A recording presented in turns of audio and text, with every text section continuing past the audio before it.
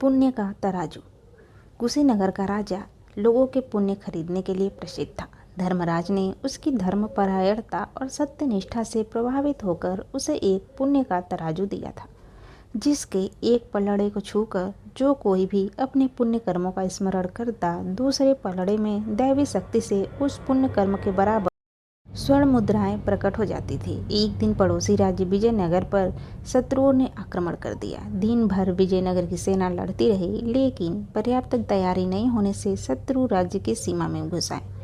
शत्रुओं ने राज्य में मारकाट मचाना शुरू कर दिया। स्थिति यह बनी कि राजा को रातों रात रानी को लेकर जंगल में भागना पड़ा। रात भर भागते भागते वह कुशीनगर जा पहुंचे। सुबह होते ही रानी को भूख लगने लगी, लेकिन जल्दबाजी में भागने के कारण वह कुछ भी खाने की सामग्री साथ लेकर ना आ सके। अतः उन्होंने कोई काम ढूंढकर उसे खाने का इंतजाम करने की सोची। राजा जंगल गया और लकड़ियां काटकर शहर बेच आया। उससे वह कुछ चावल खरीद लाया। इधर रानी भी दिन भर लोगों के घर आटा पीसकर जो आटा थोड़ा बहुत जुटा पाई थी, उसे लेकर महाराज के पास पहुंची। बड़ी मेहनत मशक्कत के बाद दोनों भोजन पकाकर खाने बैठे ही थे कि अचानक एक भिखारी आ भटका। भिखारी बड़ी ही दयनीय दशा में मालूम होता था। वह कह रहा था, माई 2 दिन से भूखा हूँ, कुछ खाने को दे दो। भिखारी की दशा देखकर राजा रानी को दया आ गई। उन्होंने अपने हिस्से की रोटियां भिखारी को दे दी और भूखे पेट ही काम पर निकल गए। जाते जाते रास्ते में उन्हें 2 व्यक्ति आते दिखाई दिए, जो अभी अभी कुशीनगर के राजा के पास से आ रहे थे। इस राजा ने पूछा, क्यों भाई, यहाँ कहीं कोई काम मिलेगा क्या? दोनों राहगीर आपस में मुस्कुराए और बोले, देखो मुसाफिर, हम खुद भी अपना पुण्य बेच कर आ रहे हैं। अगर तुम्हारे पास भी कोई पुण्य हो तो बेच दो, उसके बदले पुण्य का तराजू तुम्हें स्वर्ण मुद्राएं दे देगा। पुण्य बेचने की बात राजा को अजीब लगी, लेकिन रानी कहने लगी, महाराज, आपने कितना सारा पुण्य किया है। राज्य में नदी नहरें बनवाई, सैकड़ों ब्राह्मणों का दान किया। अगर आप अपना पूरा पुण्य बेच दो तो हम एक और नया राज्य बना सकते हैं। रानी की बात राजा को जच गई।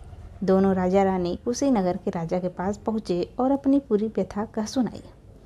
उनके साथ हुए धोखे और अन्याय के बारे में सुनकर कुशीनगर का राजा बड़ा दुख हुआ।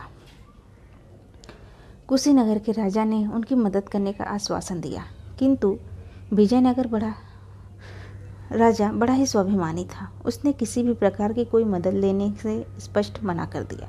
तो कुशीनगर के राजा ने कहा, ठीक है, यदि आप कोई सहायता नहीं लेना चाहते हैं तो ना सही, किंतु आप अपने पुण्य बेचकर उसका मूल्य प्राप्त कर सकते हैं।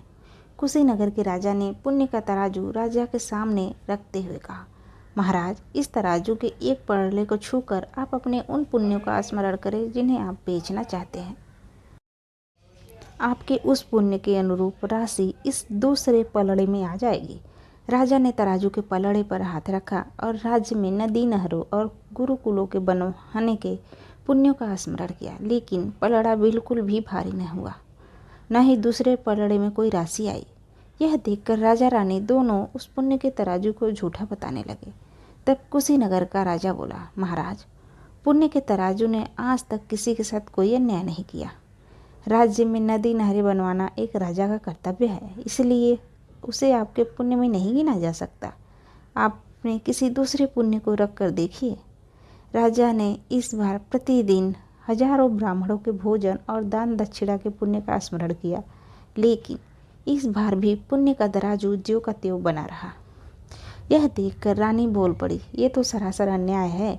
कुशीनगर राजा दोनों को धीरज बंधाते हुए बोले, पुण्य के तराजू ने आज तक किसी के साथ अन्याय नहीं किया।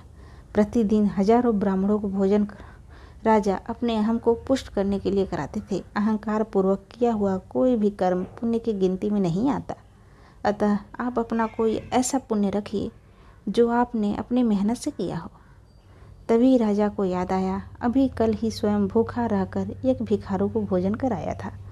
उसने उस पुण्य को तराजू में रख दिया। इस बार तराजू अचानक से भारी हो गया।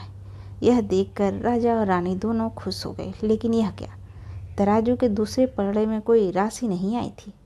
तभी विजयनगर का मंत्री राजा को ढूंढता हुआ वहां आ पहुंचा।